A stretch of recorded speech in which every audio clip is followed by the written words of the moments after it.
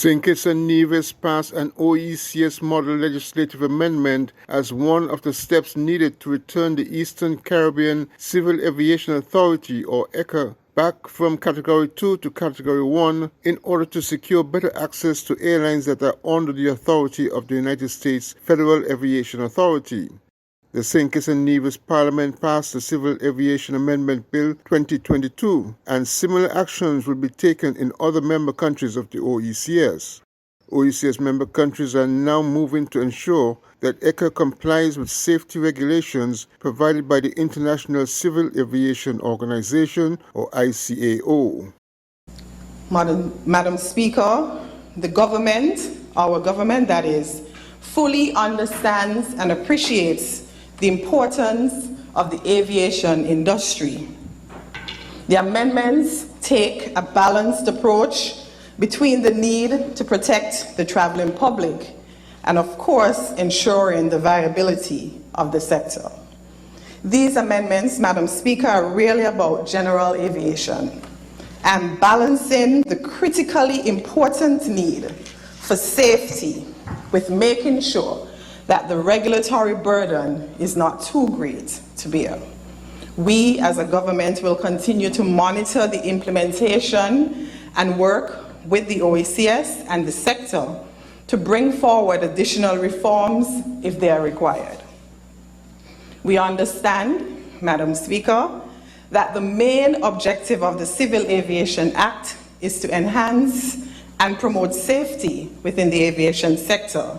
So it is absolutely important for us to ensure that the focus is always maintained, even with amendments. Aviation, Madam Speaker, is a critical part of our lives in this federation and has become a critical component of the air transport system. A vibrant aviation sector is important for many industries, including the tourism industry. The Category 2 rating of the FAA means that ECA and its member countries do not have adequate supportive legislation to meet the standards of the ICAO. Countries affected by the category downshift are the OECS member countries of Antigua and Barbuda, Dominica, Grenada, St. Kitts and Nevis, St. Lucia, as well as St. Vincent and the Grenadines. Glenn Butt reporting for SK Newsline. I'm Andre Huey of SK Newsline, and I'm coming to you from Port of Spain, Trinidad and Tobago, where I'm attending the Investigating Corruption in the Caribbean Media Workshop organized by the Media Institute of the Caribbean in collaboration with, or rather supported by USAID in collaboration with the International Center for Journalists. Well, this workshop was attended by several journalists from around the Caribbean. Several journalists were chosen by MIC, the Media Institute of the Caribbean, to be part of this training workshop. And the idea, of course, is to train journalists on investigative reporting on corruption in the Caribbean. It was a 3-day workshop, started on Thursday, October 27th, and ran into Saturday, October 29th. Various topics were covered by various trainers and facilitators, persons who are experienced journalists in some instances, and specialists in various fields such as anti-money laundering and finance. We looked at various topics. On the first day, for example, we looked at understanding money laundering, and this was conducted by Miss Michelle Martin. She is a compliance anti-money laundering expert, and also she's a certified anti-money laundering and financial crimes prevention professional, and has done several workshops right around the world. We've also looked at terrorism financing and human trafficking, which was also conducted by Ms. Martin, how to spot corruption, cybercrime, and the journalists had an opportunity to discuss story ideas that would look at the issue of corruption. We also had several sessions on Friday and Saturday where we've looked at freedom of information, how to write freedom of information requests. I know in St. Kitts and Nevis, we have freedom of information legislation that was passed in 2018, but has not been fully functional, and which of course the government is looking at implementing. But we did get some insights from Ms. Dion Jackson Miller, a journalist and attorney from Jamaica, who is specialized in that area. We also looked at digital security for journalists, because journalists also are in the business of should be in the business of protecting their content, protecting their research and information, because that can also be under threat to cyber attacks. And so digital security was one of the things that we learned here at the workshop. And there were several other topics: ethical and legal considerations in telling a story, how to verify and organize a story, budgeting for your story, presentation of findings from assignments, and how to spot corruption, and several other areas, which I won't get into for this report. What we will do, though, however, we'll share you just a bit of the opening ceremony, which took place on Thursday, where the president of the Media Institute of the Caribbean, Kiran Maharaj, addressed briefly the journalists at the workshop. We could not have done this project, our first in-person after almost 3 years, without the support of USAID. The rep could not be here this morning, but USAID and MIC started a discussion 4 years ago. When I checked the dates on the email, it was 4 years ago. And so they have been doing a program in Latin America called ProSafe, and it is administered by ICFJ. I want to thank ICFJ for ensuring that we got the program off the ground and that we get to where we want to go. We will be working with them over the next 10 months. So part of this program is, while you all have the training over this 3-day period, there is going to be a follow-up where you will submit your story ideas and storyboards to MIC. And we are going to select some of them to move forward. You will be entitled to a small grant, and a mentor will be assigned to you. And those stories will go up on the CIJN.org website.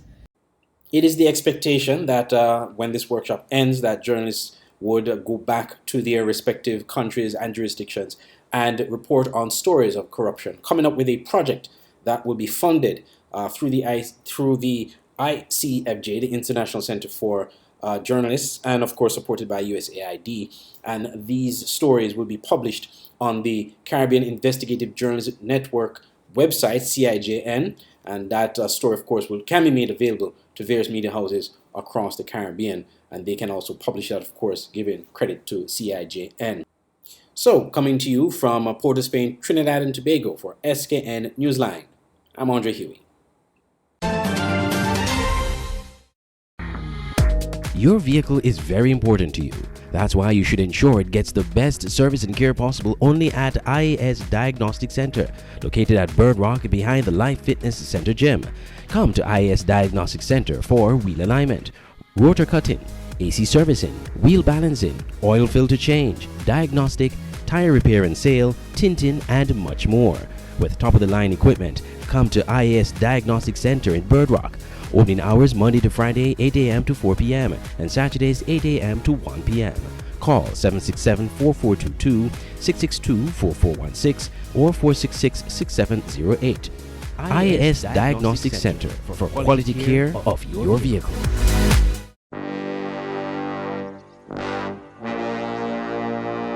Want to get away? Now you can. Stop standing in long ATM lines to withdraw cash. Use your national debit or black cards to complete a wide variety of transactions at supermarkets, variety stores, gas stations, pharmacies, and more. Shop online at the most popular websites and stores for quality brands using your national debit or black cards. And take back your time to enjoy all the things that you love to do. Remember, instead of waiting in long ATM lines to withdraw cash, use your National Bank cards today. National Bank, always here. The SKN Newsline website now offers you more news. Log on to www.sknnewsline.com for local, regional, and international news. You can also watch the latest newscast and keep abreast with news in sports. All from sknnewsline.com. That's www.sknnewsline.com. News at your fingertips. Nestled between evergreen mountains and the Caribbean Sea on the island of St. Kitts is the Mill House Guest House and Convention Center. With breathtaking views, a rugged, beautiful shoreline, and immaculate manicured gardens make this the perfect location for your holiday, event, or wedding. with a large convention center, apartments with balconies providing stunning views, and a secluded cottage for larger family groups or honeymooning couples looking for some privacy. We have something for everyone. Book your stay at www.millhouseskn.com or visit our Facebook page, the Millhouse Guest House and Convention Center, an oasis of tranquility. It's the gospel event of the year. Tehillah Band presents G5's Go Party. Friday, November 18th, 7 p.m. The Church of God of Prophecy at Buckley's location. Featuring headline artists from St. Lucia, Emran Henry. Man, we are coming out. We are coming with the From the British Virgin Islands, Red White. take it. From Queens to the Nevis, Restoration Gospel Band. We wanna see Jesus. And from Sweet Sugar Spice and Kids, M1. Roots Band. And the host band, Tehillah. We pressing on. We going on. All over God. It's comedy, live music, prizes, games, and ministry. Get your early bird tickets now for only $40 until October 31st. Regular price for tickets, $50. Purchase tickets at Bev's Enterprises on 4th Street. On Nevis, call Yolanda de Castro at 663-7655. Tickets can also be purchased on JAD at events.jad.cash/G-Vibes. It's G-Vibes Glow Party, Friday, November 18th, 7 p.m. at the Church of God of Prophecy, Buckley's location. Come on out and let's turn nightlife into light life for Jesus Christ. Holy Ghost, carry up. I'm a warrior. Earth, that's a hacker. I'm a warrior. The International Monetary Fund, IMF, and other multilateral groups should do more to address the impact global inflation is having on food supply shortages for poor countries. That's the cry of ONE, O-N-E, a civil society group fighting for more money to be released to fix the global food and economic crises for especially poor countries. ONE launched Free the Funds, a campaign to get wealthy countries to unlock the funds to help the world's poorest countries weather the economic storm. Representatives of ONE protested in front of the IMF headquarters and World Bank in Washington, D.C. during the recent IMF World Bank annual meetings. SK Newsline was in Washington, D.C. to cover the meetings and spoke to Sarah Harcourt, Policy Director, Development Finance at ONE. We feel that the world is burning and the money and resources to fight the global food and economic crises are there, but global leaders are keeping them locked away. So we need to free the funds to fight the global crises and ensure that we have enough money to go around for everyone, because the consequences of inaction are real. If we don't see countries helping, then there are 22 African countries that are on the verge of a global debt crisis at the moment. And we know that if the 16 countries most at risk of debt distress go in, then we could see 20 million more people fall into poverty. While the IMF announced its approval of a temporary food shock window under its emergency financing instruments. According to the IMF on its website, the food shock window will provide for a period of a year, a new channel for emergency fund financing to member countries that have urgent balance of payment needs due to acute food insecurity, a sharp increase in their food import bill, or a shock in their cereal exports. Managing Director of the IMF, Kristalina Georgieva, spoke about the IMF's food shock window at a recent press conference during the annual meetings. There were a number of people referring to the high fertilizer prices as potentially a risk for next year, not only the risk that we face today, but the risk that may be amplified next year. For the ability for us to expand our liquidity provision capacity and reserve provision capacity through the on-lending of SDRs, there was a much stronger sense in the room that this is a line of defense that we can make available to our members, and it is also a line of offense when it comes down to addressing climate and addressing risks of future pandemics. the countries that were the first to provide support: Australia, Canada, China, Germany, Japan, and Spain. Spain actually should come first because they were the first to provide financing. And a number of those who were in the room that have not yet pledged, indicating intention to pledge. Of course, this would give us more lending capacity, and lending capacity on terms that are very attractive for our members. But Ms. Harcourt said this is not enough. No, it's absolutely not enough. There's so much more that leaders could be doing. The food shock window is just a drop in the bucket compared to the need. There are 100 billion in SDRs, special drawing rights, that countries could access, and G20 leaders have promised to rechannel these to the poorest countries, but so far they're lacking 40 billion in their commitment. We've also seen commitments from the G20 to help countries restructure their debt, but so far not a single country has seen debt relief from that over a year and a half later.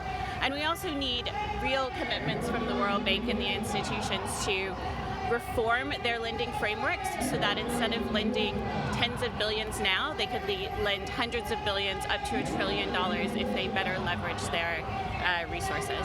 Food prices and shortages persist for much of 2022 due to a combination of economic and geopolitical events, most notably the Russia-Ukraine war. This follows the food security and economic crises triggered by the COVID-19 pandemic. I'm Andre Huey for SKN Newsline. Just ahead of the first regular 27th October 2022 sitting of the National Assembly, a post-cabinet briefing indicated that drafts of bills were presented for discussion.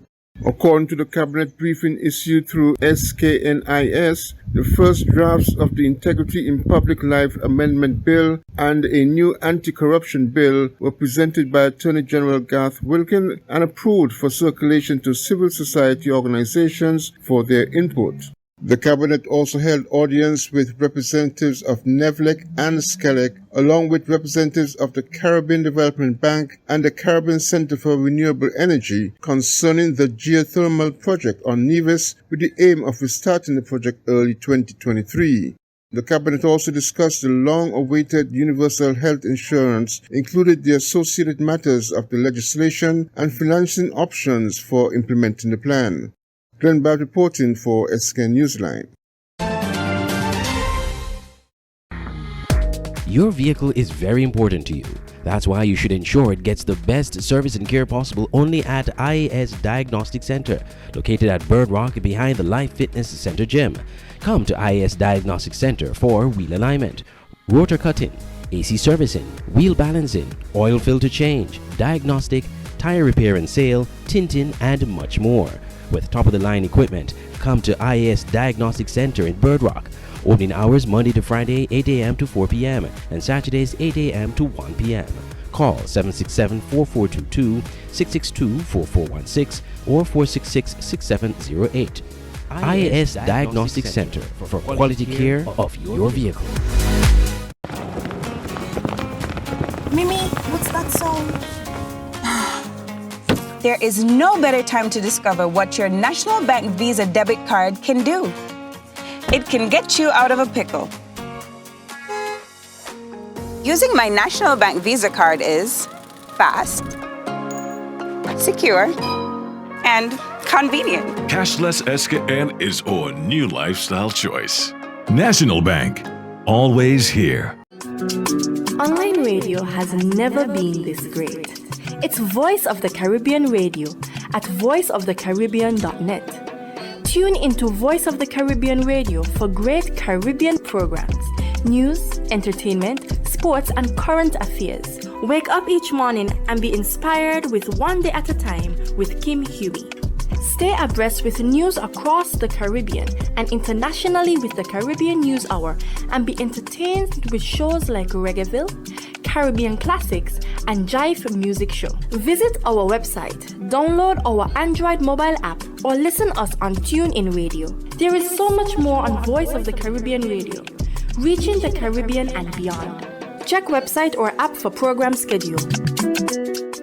Auto Plus Car Wash, located on the College Street Gut, Bastille, St. Kitts. Bring your car to Auto Plus Car Wash to remove water stains, wiper marks, Get your doors, roof panel cleaned, seat floor mats, buffing, headlights, and engine wash. You get quality service at the best price at Auto Plus Car Wash. They really care for your car. Call 765-5140 or visit them on College Street, Bastyr, St. Kitts. Auto Plus Car Wash, where service is number one. If you're looking for a place to host that special event, conference, meeting, social event, party, whatever the occasion, your best option is the Millhouse Convention Center, Palmetto Point, St. Kitts. Located on the picturesque Garvey's Estate, the Millhouse Guesthouse Convention Center has enough space for outdoor events overlooking the Caribbean Sea. If you're looking indoors, the center is equipped with amenities needed to make your event a success. And by combining both spaces, you're sure to have a memorable event, no matter the occasion. Call the offices at Millhouse Guesthouse and Convention Center to book your next event on simply the most beautiful place in St. Kitts. Call 668-1392. Millhouse Convention Center at Garvey's Estate, Palmetto Point, St. Kitts. Making your event memorable.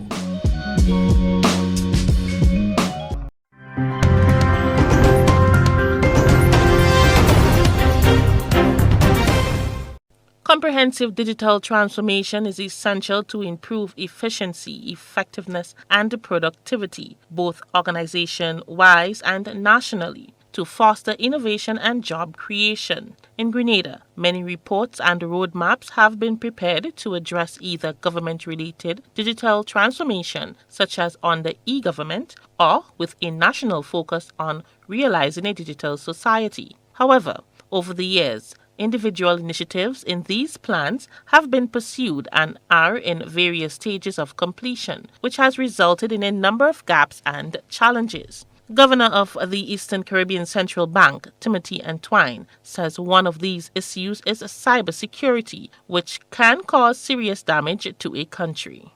And so part of building out the digital economy is not just the enablers, which is like skills and finance and the platforms and the connectivity, but also the safeguards, cybersecurity, data protection, data privacy.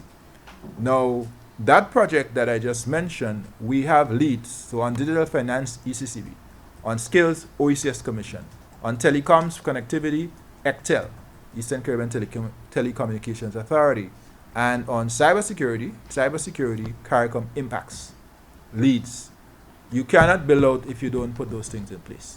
Going forward, Antwine says employees and the rest of the population need to be educated on proper cyber hygiene in order to mitigate or alleviate the issue. You have to deal with skills, giving people the skills, digital skills to actually navigate. People have to get comfortable with this. So people tell you, well, I don't want this digital thing, I want paper, I don't trust this thing, I don't know any. Hello, we had to use digital during the pandemic. For work, for worship, for play, for shopping, we can do this. We got this, right? We are able to learn the technology. Despite this, the governor says Grenada needs to overcome these challenges and push on. So it's called cyber hygiene. So during the pandemic, we were all in hygiene. Wash your hands, the mask and so on. In this cyber world, cyber hygiene. There's certain things you don't click on when you see it, because that is going to create a problem. Every month in our town hall, our staff meeting, we have a presentation on cybersecurity to our staff. Because at the organizational level, they will tell you the weakest link is often inside. Staff, unknowingly, inadvertently, clicking on things, accepting emails that they should not. That kind of training and education has to happen. So you're right. You're right. But we're committed to doing our part. Now, I'm not going to suggest the central bank by itself will solve that. We are going to do our part. We are, as a responsible entity, central bank, but we're working with partners, OECS Commission, the governments, and so on, because we have to get everybody on board. For GBN News, I am Rena Pett Thomas reporting. Because she advised her client to remain silent while in police custody, ranks of the Special Organized Crime Unit Suku arrested attorney-at-law Tamika Clark on Friday morning. The attorney said she was at Suku to provide legal representation for a client who is listed as a suspect by Suku in relation to computer-related fraud. He told an officer whose name I don't know at this time, arrest me for obstruction. Then Romana came, told me, follow the officer upstairs, and told my client, go in that room and give a statement. I followed the officer upstairs. They placed me to have a seat in one of the chairs in the room upstairs. The officer who arrested me is a male officer, took my phone from me. And then one of the officers, another officer there said, get the female rank from the gate because she has to be the one to arrest her. The female rank came up. They started to prepare statements, started to prepare a record in a book. They came, they asked me my name. I tried to leave. I got up and I was walking out. Sergeant Singh ran and blocked the door. The well-known attorney said the officers wasted no time in placing her in a detention room, then took away her phone, all because she had advised her client. The attorney said Suku had a prepared statement for her client to sign, and when she advised her client not to sign the statement, the officers became enraged. So when I arrived, my client came out and we spoke. My client told me while he was there, they had a statement there already and was asking him to read it and sign it.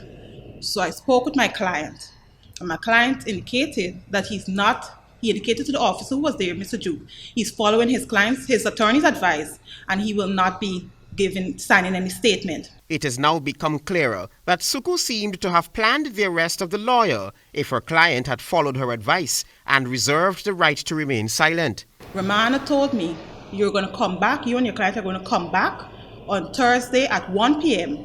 And if your client does not give a statement on Thursday at 1 p.m., I will arrest you. I said, you are arresting me for advising my client to remain silent. He said, counsel, all I can advise you is that counsel will need counsel. Attorney-at-law Nigel Hughes, who went down to Suku after learning about the arrest of Attorney Clark, described the situation as worrisome and a threat to all attorneys. The rule of law and the enforcement of law, which the judiciary are tasked with to protect the citizen from the might and power of the state, is under threat for this reason. In condemning the arrest of Attorney Clark, the Bar Association of Guyana said that the actions of the Guyana Police Force is disturbing, perverse, unlawful, oppressive, and wholly unacceptable.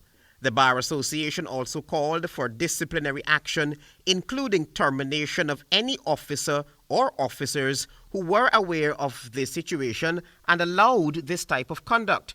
The opposition, APNUFC, said that the government must take full responsibility for the actions of the Guyana Police Force, since it is the government who has created the environment for the violation of the rights of citizens and the rule of law. Travis Chase, HGP Nightly News.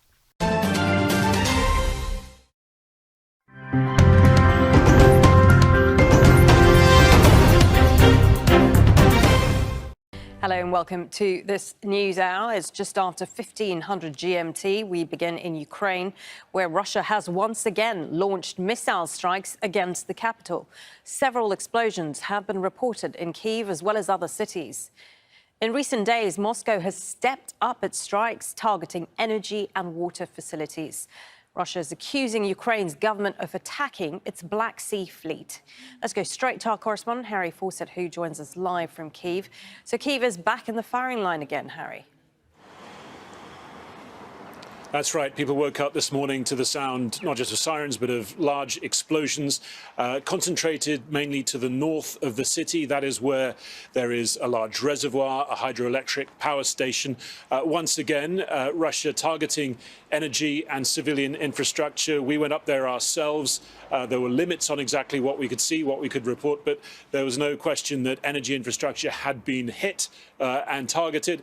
The mayor of Kyiv saying that that was the reason that 80% of the water supply to the city had been cut. And certainly we saw residents in that area having to come to a park to use a standpipe to fill up large containers to take home with them. One man saying that there was nothing that they could influence in all of this, nothing that Western powers could influence, that they would just have to stay positive and get through it. Others were talking about the impact of the explosions, saying that they heard 10, that 4 of them were very powerful and close by, shaking the house in one instance, and it had knocked out the electricity supply there as well. At one stage, 350,000 households without electricity in and around Kyiv. And it isn't just here that this has been taking place. There have been strikes across the country, social media videos showing smoke above at least one other hydroelectric power station. And the Russians are saying through their defense ministry that this was a round of precision strikes, that all its intended targets had been struck. The Ukrainians are saying that more than 50 cruise missiles were fired during the course of this large-scale attack, and that 44 were shot down. OK, thank you for that update. Harry Fawcett there for us live in Kyiv.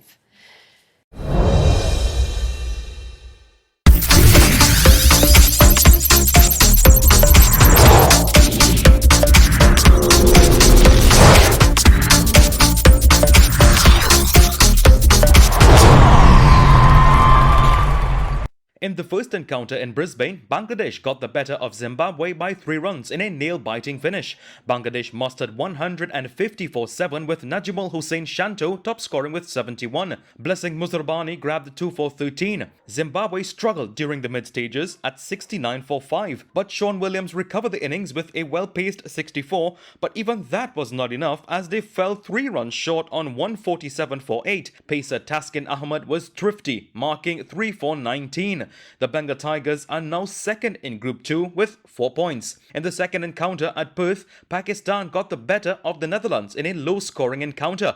The Dutch only managed a meagre 91 for 9, Shadab Khan being the best bowler, taking 3 wickets for 22 runs. Pakistan made light work of the target, led by Mohammad Rizwan's 49. 95 for 4, the final score, getting over the line in 13.5 overs. And in the third clash of the Super Sunday, also going down at Perth, in a second close finish of the day between India and the dynamic South Africa. The Indians were pegged back early from the arm of Lungasani and Giri, taking 4 for 21, while Wayne Parnell supported the effort with returns of 3 for 15. They eventually rallied to 133 for 9 from their 20 overs, thanks to Surya Kumar Yadav's 68 runs. South Africa struggled at 43 for 3 in over number 10, India having the upper hand at that stage. However, David Miller and Aidan Markram did the needful in a 76-run partnership that steered South Africa to victory in the final over, 137 for 5 in 19.4 overs, winning by 5 wickets. They are now atop Group 2 with 5 points, and New Zealand tops Group 1 also on 5 points. Sachin Ramsubag for TTT Sport.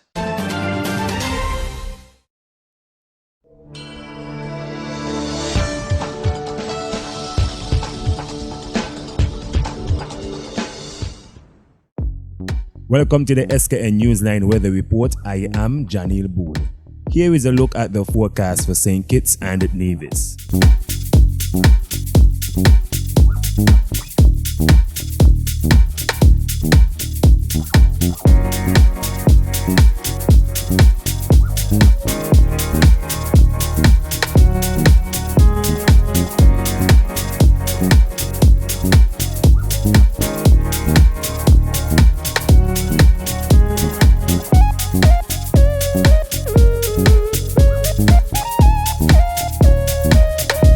More detailed weather report, visit our website at www.sknnewsline.com.